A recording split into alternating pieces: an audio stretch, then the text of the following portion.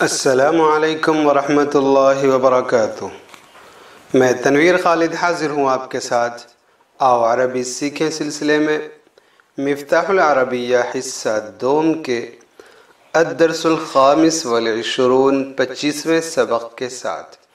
25ویں سبق کی آخری مشق آج عربی میں ترجمہ کیجیے۔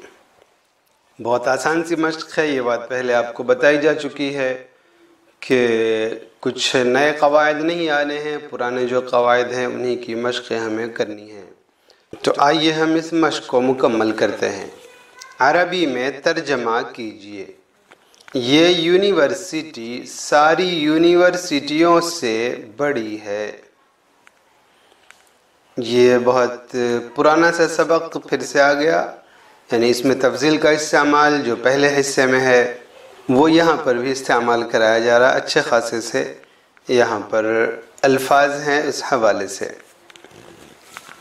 هذه الجامعات اکبر من جمیع الجامعات، یہ یونیورسٹی تمام یونیورسٹیوں سے بڑی ہے۔ یہ درخت اس درخت سے لمبا ہے۔ هذا الشجر اطول من ذلك الشجر، یہ طالب علم اس طالب علم سے نیک ہے۔ هذا التلميذ اصلح من ذلك التلميذ، اصلح صالح سے اس میں تفضیل بنایا گیا ہے۔ کیا تم نے دارالعلوم دیوبند کی بنیاد رکھی تھی؟ نہیں، نیک اور متقی علماء نے رکھی تھی۔ اساس کا ترجمہ بنیاد اور وضع کا ترجمہ رکھا۔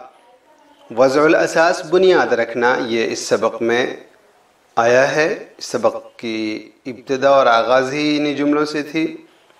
کیا تم نے دارالعلوم دیوبند کی بنیاد رکھی تھی؟ هل انت وضعت اساس دار العلوم دیوبند؟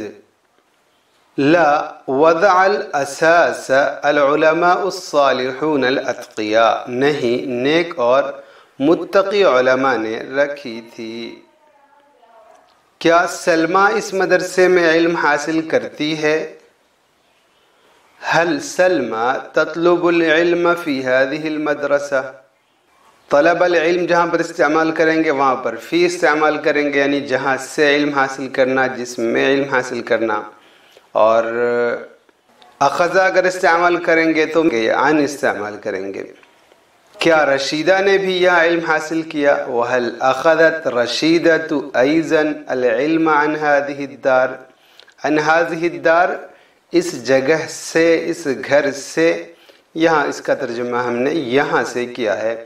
وَهَلْ أَخَذَتْ رَشِيدَةُ أَيْضًا الْعِلْمَ عَنْ هَذِهِ الدَّارِ، کیا رشیدہ نے بھی یہاں علم حاصل کیا؟ کیا تم دونوں نے یہاں علم حاصل کیا؟ هل انتما طلبتم العلم فیہا، یہاں کون لوگ علم حاصل کرتے ہیں؟ من یأخذون العلم عنہا، یہاں سے کون لوگ علم حاصل کرتے ہیں؟ یہاں کون لوگ علم حاصل کرتے ہیں؟ کیا رشیدہ، خالدہ اور رابعہ اس مدرسے میں علم حاصل کرتی ہیں؟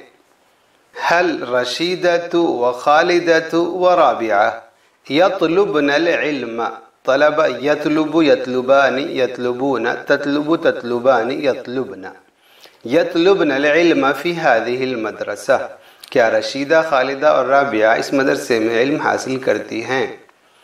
اے لڑکیوں، کیا تم سب یہاں علم حاصل کرتی ہو؟ ایھا البنات هل انتن تطلبن العلم فیہا، تطلبنا، یہ تطلب، تطلبانی، تطلبون، تطلبین، تطلبانی، تطلبنا، یہ جمع مؤنث حاضر کا صیغہ ہے۔ سعد، تم نے کہاں علم حاصل کیا ہے؟ یا سعد این طلبت العلم، تم نے کہاں علم حاصل کیا ہے؟ فی این بھی کہہ سکتے تھے، یا من این اخذت عن این اخذت العلم، اور این ہے استفہام ہے، اس میں تھوڑی بہت الٹی سیدھی جائز ہے۔ نبیل اور کمال، تم دونوں نے اس یونیورسٹی میں علم حاصل کیا ہے؟ یا نبیل و کمال هل طلبتم العلم في هذه الجامعة؟ کچھ کہنے کی ضرورت نہیں ہے، سارے الفاظ آپ کے اپنے ہیں، پرانے ہیں، بس مشق جاری رکھیے۔ یہ دونوں لڑکیاں تو اس مذہبی کالج میں علم حاصل کر رہی ہیں۔ یہ تو کا لفظ آیا، اس کے لیے آپ نے ایک طریقہ استعمال پڑھا تھا کہ اما لگا دیا جائے اور اس کے بعد فا لگا دیا جائے۔ یہ دونوں لڑکیاں، بہرحال یہ دونوں لڑکیاں تو یہ اس مذہبی کالج میں علم حاصل کر رہی ہیں، تو بہرحال کا ترجمہ اردو میں کبھی کرتے ہیں کبھی نہیں کرتے ہیں۔ اما ہاتان البنتان فتأخذان العلم عن تلك الكلیۃ الدینیہ۔ اما ہاتان البنتان، رہی یہ دونوں لڑکیاں تو یہ علم حاصل کر رہی ہیں اس دینی کالج سے، یہ آپ سمجھ گئے ہوں گے۔ میں یہاں سے علم تفسیر، علم منطق، علم حساب حاصل کرنے کی خواہش رکھتا ہوں۔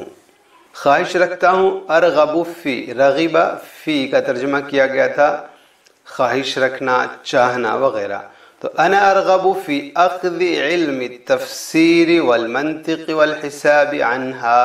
دوسرا یہ کہ آپ علم بھی ہر جگہ لگا دیں، انا ارغب فی اخذ علم التفسیر وعلم المنطق وعلم الحساب عنها۔ ہم دونوں نے اس مدرسے سے دینی مسائل حاصل کیے، یہ استفہام کا لفظ ہے، ہم دونوں نے اس مدرسے سے دینی مسائل حاصل کیے۔ هل اخذنا المسائل الدینیہ عن هذه المدرسہ، ہماری بہنوں نے اس عالم سے فتویٰ حاصل کیا۔ اخواتنا اخذنا الفتوى عن ذلك العالم، اخذنا الفتوى، فتویٰ حاصل کرنا، فتویٰ لینا، عن ذلك العالم، اس عالم سے۔ اخذنا یہ جمع کا صیغہ ہے، جمع مؤنث غائب کا صیغہ، اخذت، اخذتا، اخذنا۔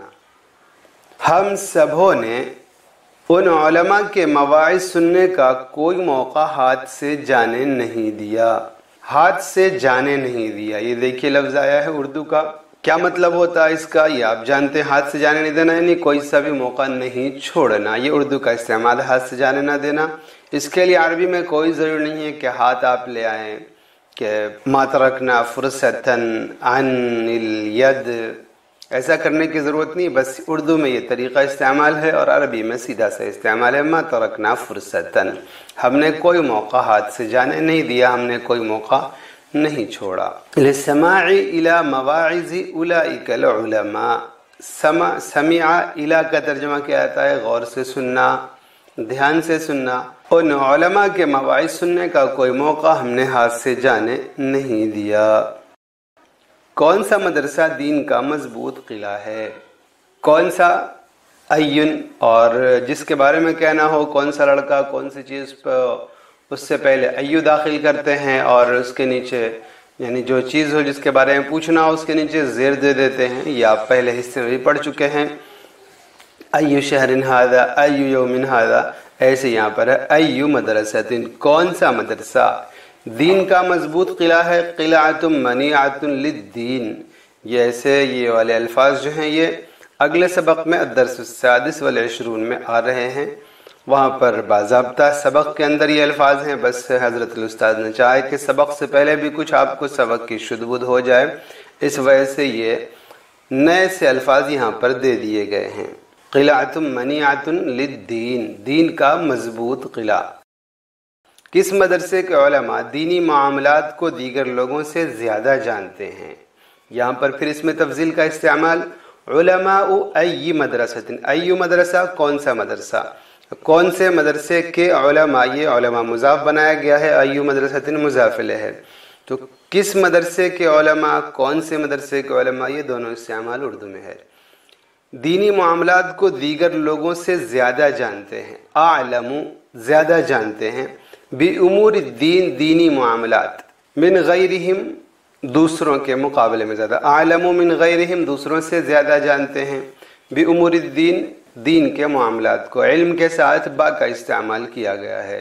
یہ حدیث پاک کے اندر بھی ہے، انتم اعلم بامور دنیاکم، کہ تم لوگ اپنے دنیا کے معاملات کو زیادہ جانتے ہو، نبی پاک صلی اللہ علیہ وسلم نے ایک موقع پر ارشاد فرمایا تھا، کیا تم لوگ فقہ کو مجھ سے زیادہ جانتے ہو؟ हल अंतुम अअलमु बिलफ़िक़्हि मिन्नी, क्या तुम लोग मुझसे ज़्यादा जानते हो। हल अंतुम अअलमु मिन्नी, और बिलफ़िक़्हि फ़िक़्ह को यानी जिस चीज़ को जानना होगा उसके ऊपर बा इस्तेमाल करते हैं। यहाँ पर आप देख रहे हैं, क्या रशीदा और खालिदा पकाने को अपनी वालिदा से ज़्यादा जानती हैं। हल रशीदतु व खालिदा अअलमु बित्तबाख़ा मिन उम्मिहिमा, अअलमु मिन उम्मिहिमा अपनी वालिदा से ज़्यादा जानती हैं, और तबाख़त के माना होता है पकाना, पकाने का इल्म इनको अपनी वालिदा से ज़्यादा है।